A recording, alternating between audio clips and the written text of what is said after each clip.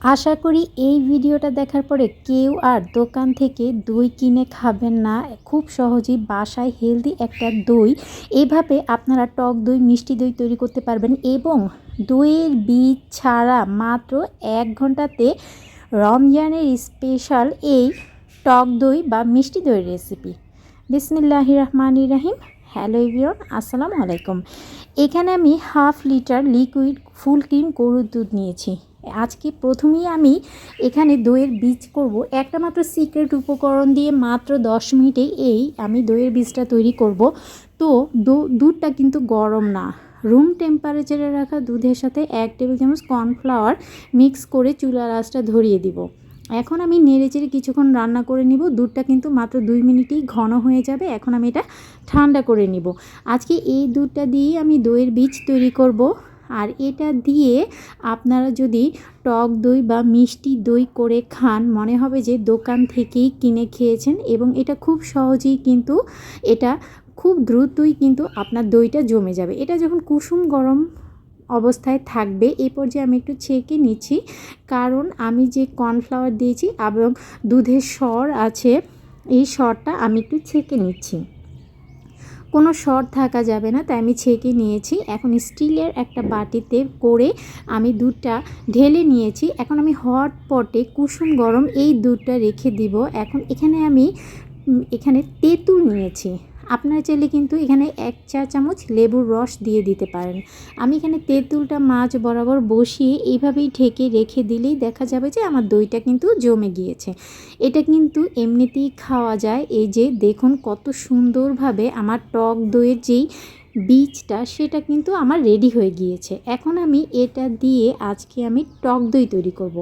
অনেক সময় দেখা যায় যে দই করতে যাই বাট দইয়ের বীজ থাকে না, সেই টেনশানে দেখা যায় যে দই করাই হয় না। আজকে আমি বাসায় কিভাবে আপনারা দইয়ের বীজ করে সেই দইয়ের বীজ থেকে খুব সহজেই টক দই তৈরি করবেন সেটাই আপনাদের সাথে শেয়ার করলাম। আশা করি এই রমজানে ভিডিওটা আপনাদের অনেক উপকারে লাগবে এবং খুবই ভালো লাগবে। এখন আমি এই কাজটা করছি যে আমি পুরো দইটা তুলে নিয়েছি, আর যে দইয়ের বীজটা আছে সেটা খুব ভালোভাবে 1 কাপের মতো বীজ নিয়ে খুব ভালোভাবে ফেটে নিতে হবে। অন্যদিকে 1 লিটার দুধের আমি আজকে টক দই করব। সেম প্রসেসে আপনারা মিষ্টি দই করবেন। এ পর্যায়ে আপনারা চিনি দিয়ে দিবেন। যেহেতু আমি টক দই করছি তাই আমি কিন্তু কোনো চিনি দিচ্ছি না। এখন আমি দইয়ের বীজের সাথে আরও 1 চা চামচ এখানে কর্নফ্লাওয়ার দিয়ে দিয়েছি। কর্নফ্লাওয়ার দিয়ে খুব ভালোভাবে দইয়ের বীজটা আমি মিক্স করে নিচ্ছি।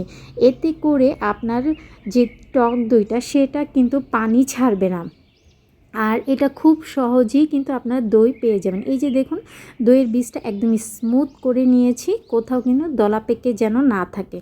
অন্যদিকে 1 লিটার দুধকে জাল করে কিছুটা ঘন করে নামিয়ে নিব। আর দুধটা কিন্তু অবশ্যই কুসুম গরম থেকে একটু কম গরম থাকতে হবে।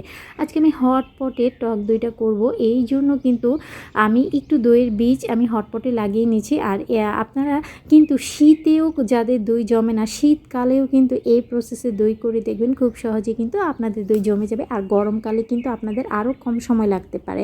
আপনারা চাইলে যদি হটপটে না করেন, যে কোনো একটা পাত্রে দিয়ে চুলার পাশে গরম জায়গায় রোদে রেখে দিলেও আপনার দইটা কিন্তু হয়ে যাবে। এখন আমি দুধের মধ্যে যে 1 কাপ দইয়ের বীজ আমি রেডি করে রেখেছিলাম সেটা দিয়ে দিচ্ছি। খুব ভালোভাবে মিক্স করে নিচ্ছি। উপরে একটু কিন্তু ফেনা ফেনা হচ্ছে।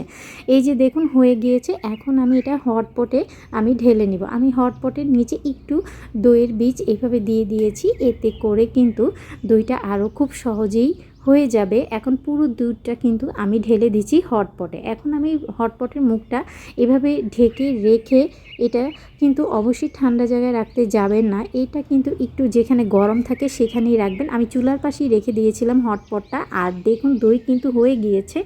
আমি কিছুক্ষণ ফ্রিজে রেখেছিলাম, ফ্রিজ থেকে নামিয়ে আমি দইটা একটু আপনাদের সাথে কেটে শেয়ার করছি এটা কতটা সুন্দর হয়েছে। এই যে দেখুন, এটা দিয়ে কিন্তু আপনারা এমনি খেতে পারেন, লাচ্ছি বা যেভাবেই পছন্দ করেন টক দই খেতে। আপনারা একবার হলে বাসায় ট্রাই করবেন, আশা করি নিরাশ হবে না। আসসালামু আলাইকুম।